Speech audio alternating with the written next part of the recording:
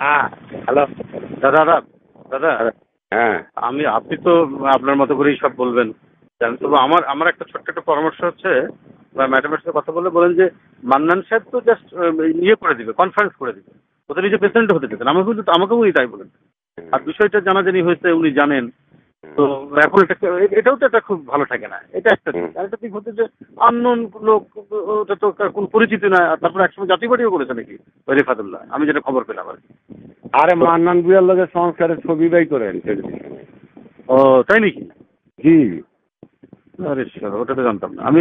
খাবারে 11 জন। আর আমি চিনি না, আমি এখন তার তথ্য পাচ্ছি আর কি। আমি বহুবার খাবার গেছি গোপনে। জি। এই পোলাপাইনগুলির নানা জায়গায় বৈশা বৈশা মিটিং করছি। আচ্ছা হ্যাঁ, হ্যাঁ। এখানে তো আমান তো ঢাকা দুইয়ে খুলেতে পারবো না আগামীবার। সে এখন খাবার দখল করার ধান্দা আছে। ও আচ্ছা আচ্ছা, আর কিছুই না। ও এইটা হচ্ছে টার্গেট, এবার বুঝতে। হ্যাঁ, ঢাকা 3-এ নমিনেশন দিলেও আমাদের পাস করা সম্ভব। আচ্ছা সম্ভব। ও আচ্ছা, বুঝতে পারছি এবার। না, সেটা তোর কথাবার্তা দিয়ে মনে হয় খুব ডিফিকাল্ট ভাই, এরকম সাংঘাতিক। না, আমার শুনেন আমি বলি কয়টা, মাত্র 13টা মার্ডার করছে। 13টা মার্ডার হয়েছে ওর টাইমে?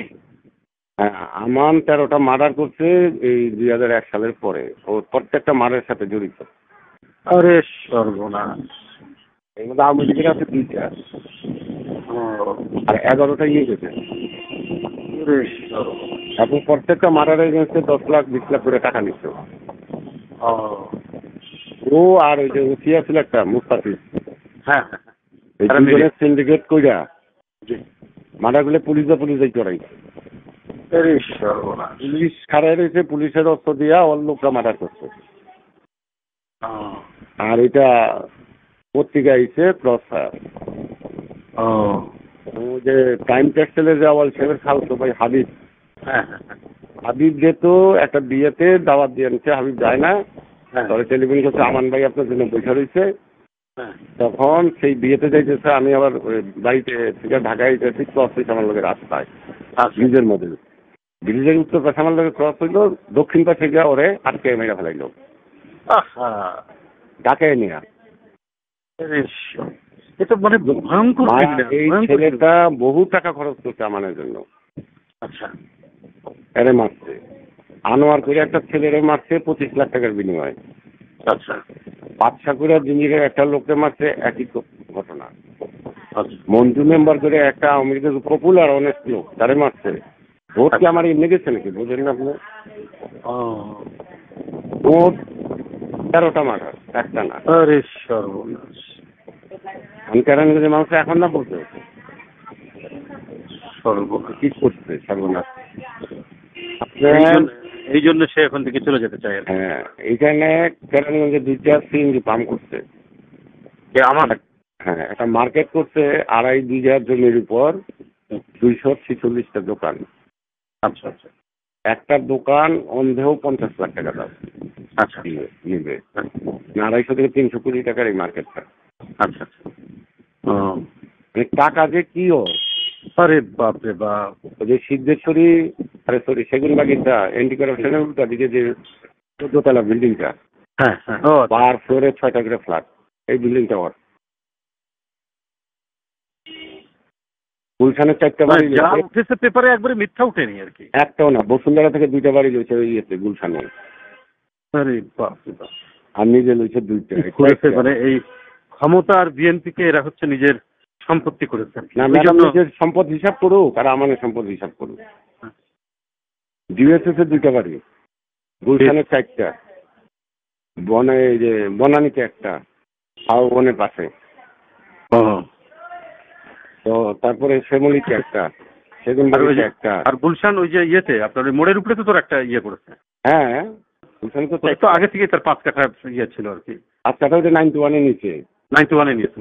নিজের নামে একটা নিচে, শ্বশুরের নামে একটা নিচে। আর খাবারের সে জমি কিনছে 250 বিঘা। ওরে সর্বনাশ। ওই যে 60 বিঘার জমিতে মামলা খাইছে ওর বই। ও তো জেল থেকে বাঁচবে না। আরে বাপ রে বাপ। ওর দুর্নীতি মামলা তো শাস্তি না হয়ে উপায় নাই।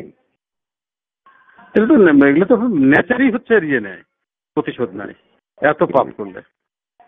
যাই হোক, ইয়ে কথা বলেন। আমি এখন এলাকায় যাই তো। জি জি জি। এখন আমার কাছে তো মানুষ মন খুলে সবই কয় শুনি।